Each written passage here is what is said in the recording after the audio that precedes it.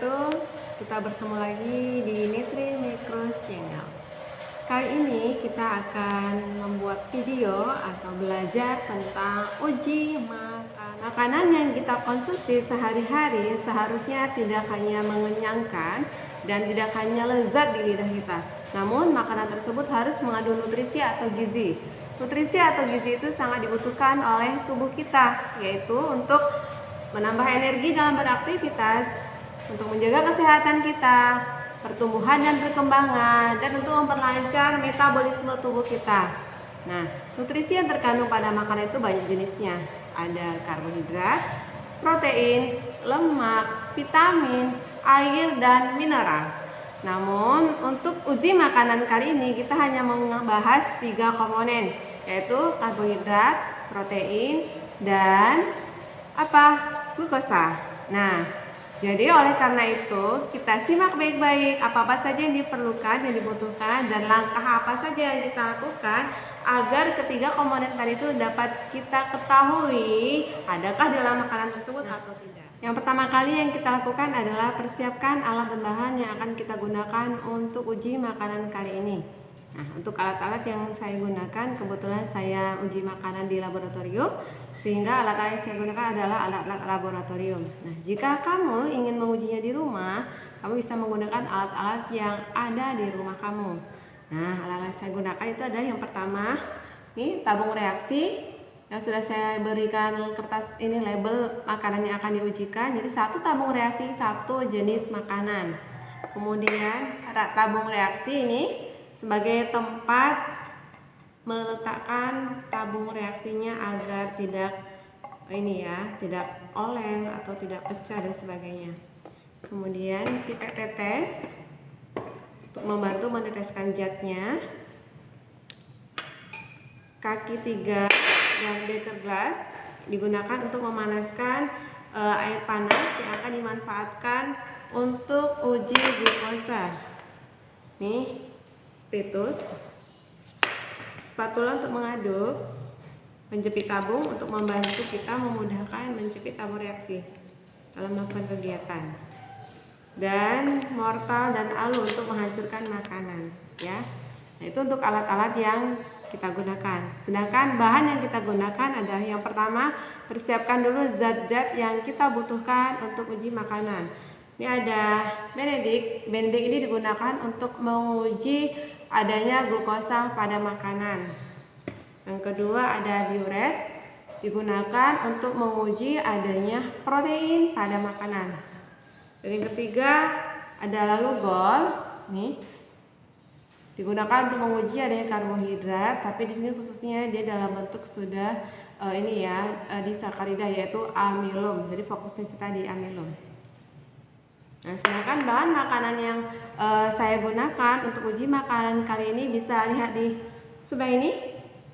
Ada nasi, ada tepung, ada kuning telur, ada wafer, ada putih telur, dan ada air kelapa muda, ya.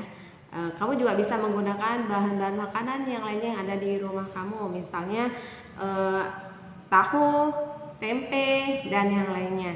Sebagai patokan atau indikator adanya glukosa, kamu juga bisa melarutkan gula di wadah yang akan kamu ujikan.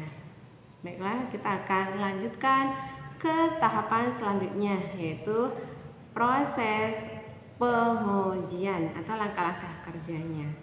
Stay tune, perhatikan ya baik-baik.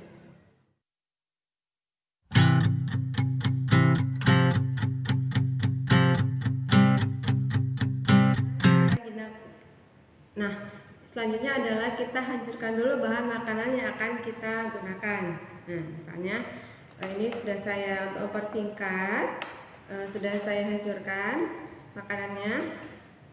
Ini ada kuning telur, seperti ini ya, wafer, putih telur, kuning telur, ada tempe, nasi, tahu. Masing-masing bahan makanan ini kita masukkan ke dalam tabung reaksi yang akan kita ujikan.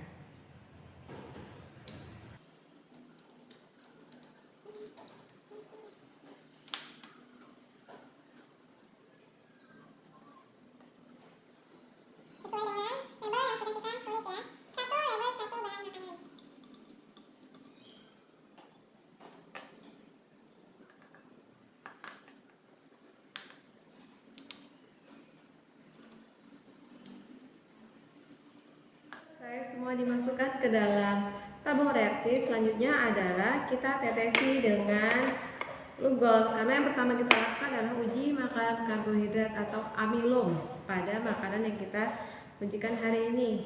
Ya, ini masing-masing banyaknya sampel yang digunakan atau bahan makanan yang digunakan itu secukupnya saja, kurang lebih ya sekitar seujung tabung reaksi ya.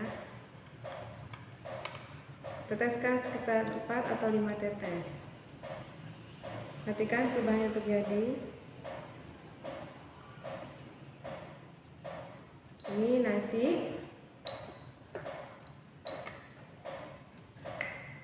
Pada telur, putih telur, perbedaannya. Ini pada tepung.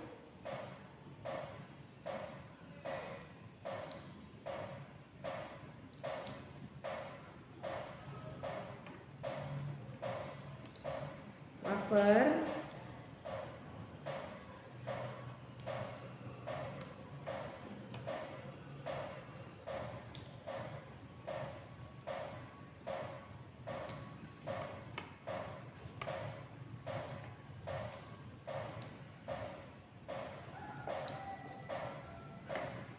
Kita teteskan pada tahu. Jumlah tetesannya 3 atau 4 ya.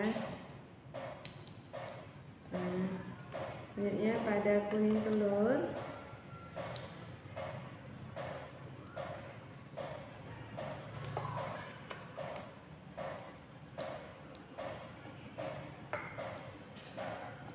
Pada tempe.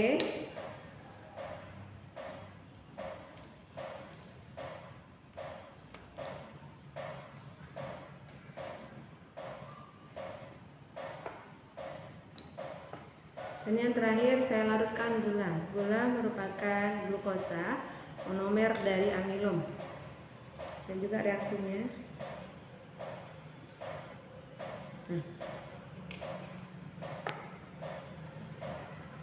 Ya teman-teman sekalian, kita bisa melihat reaksi dari masing-masing bahan makanan yang kita sudah teteskan dengan lugol. Nah, dari sini kita bisa ketahui adanya perubahan warna ya pada masing-masing bahan makanan. Bahan makanan yang mengandung amilum akan memberikan reaksi berwarna biru tua atau kehitaman. Nah, dari sini bisa kita buktikan bahwa nasi, tepung, wafer, nah tahu juga ini, nah tahu sedikit ya warna biru tua, tidak sepekat yang lainnya. Nah, memiliki kadar amilum yang tinggi ya. Sedangkan ini yang di glukosa atau di gula, karena dia bentuk monomer, jadi tidak bereaksi dengan signifikan, sehingga warnanya tidak biru tua. Nah, itu untuk uji amilum pada bahan makanan dengan menggunakan. Selanjutnya kita akan melakukan uji makanan yang mengandung protein. Nah, seperti yang kita lakukan tadi untuk uji amilum atau karbohidrat, kita masukkan masing-masing bahan makanan yang sudah kita hancurkan ke dalam tabung reaksi yang sudah kita persiapkan dengan labelnya masing-masing. Ya, saya di sini akan menguji tahu, air kelapa muda, putih telur, tepung, wafer, tempe, kuning telur, susu kedelai. Nah, itu bahan makanan yang digunakan untuk uji protein, bebas ya, kamu boleh menggunakan apa saja. Jika kamu penasaran terhadap satu bahan makanan, kamu boleh mengujinya. Nah, zat yang digunakan atau reagen yang digunakan adalah biuret. Kita teteskan sesuai dengan kadar sampel yang kita gunakan. Karena kita gunakan sedikit seujung tabung reaksi, jadi bahan yang kita gunakan atau reagen yang kita gunakan sekitar 4 atau 5 tetes untuk tahu ya. Kan baik-baik.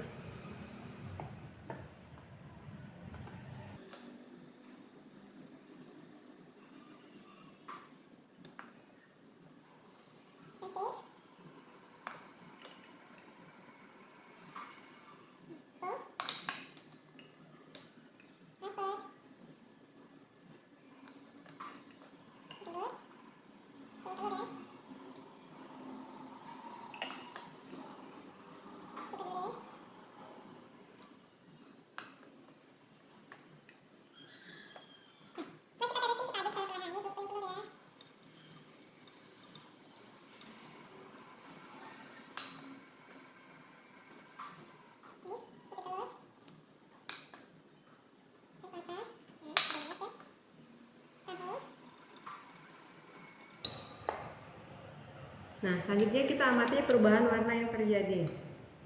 Nah, pemirsa, kita bisa melihat ya perubahan warna yang terjadi jika suatu makanan itu mengandung protein akan memberikan warna lembayung atau warna ungu ya. Nah, perhatikan baik-baik, ini tahu. Nih, nanti saya perdekat fotonya.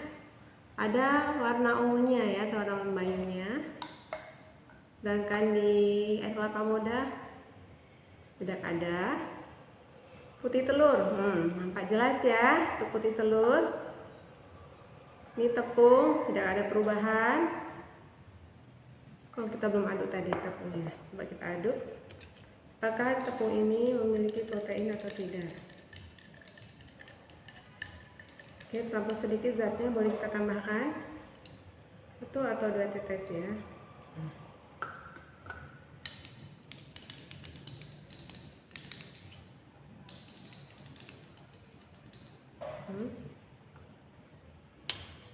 Ini tepungnya tidak ada juga perubahan warna. Wafer,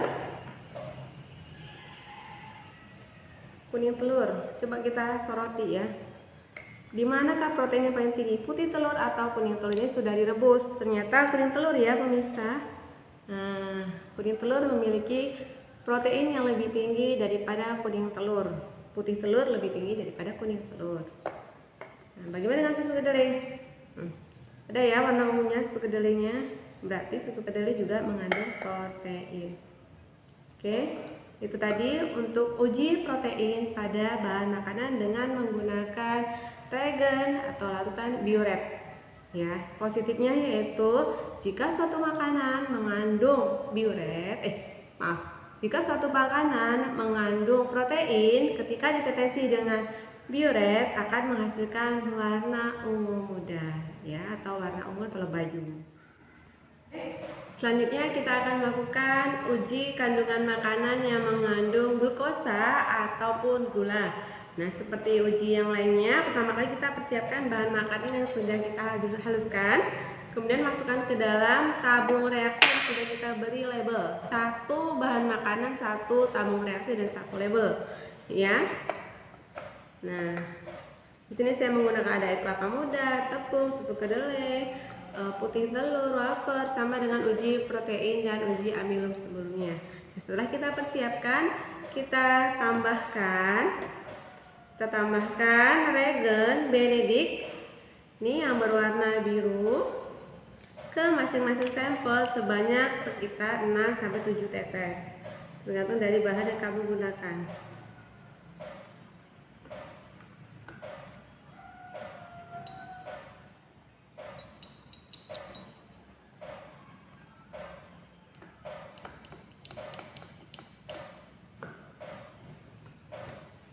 Jika seandainya mau menggunakan bahannya lebih, jumlah reagen digunakan juga harus lebih banyak.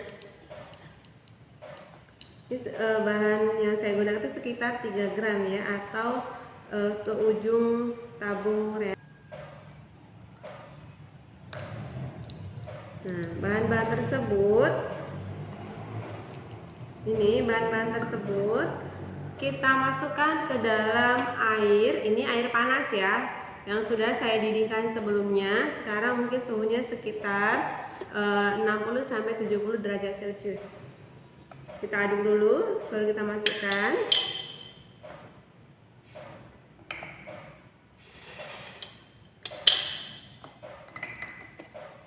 Jika dia belum bercampur, kita bisa larutkan dengan spatula.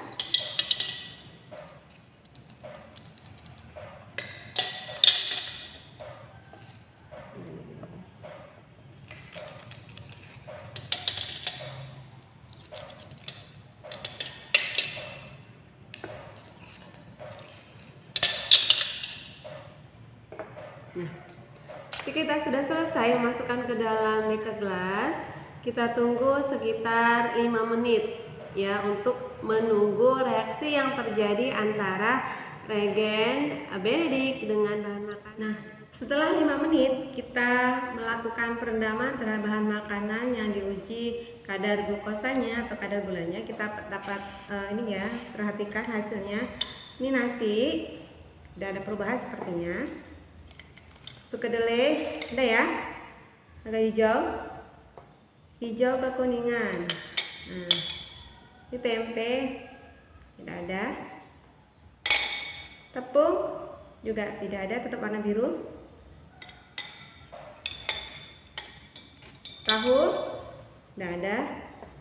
Ini yang mencolok sekali adalah indikatornya ya, glukosa yang sudah saya larutkan dengan air.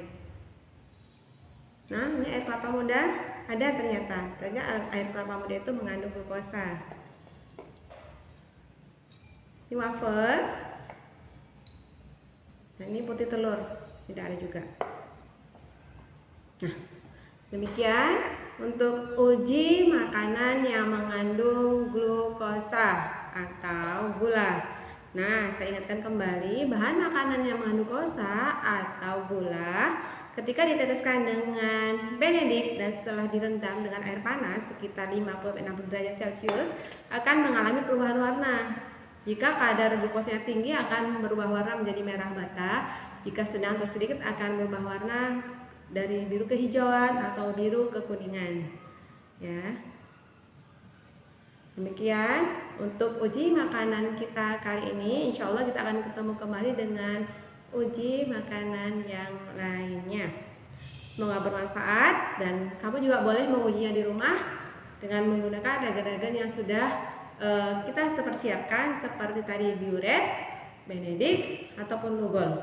Bahkan jika mau menggunakan uji amilum, kamu juga bisa menggunakan betadine yang ada di rumah karena kandungannya hampir sama dengan kandungan Lugol. Oke, terima kasih, semoga bermanfaat. Assalamualaikum warahmatullahi wabarakatuh.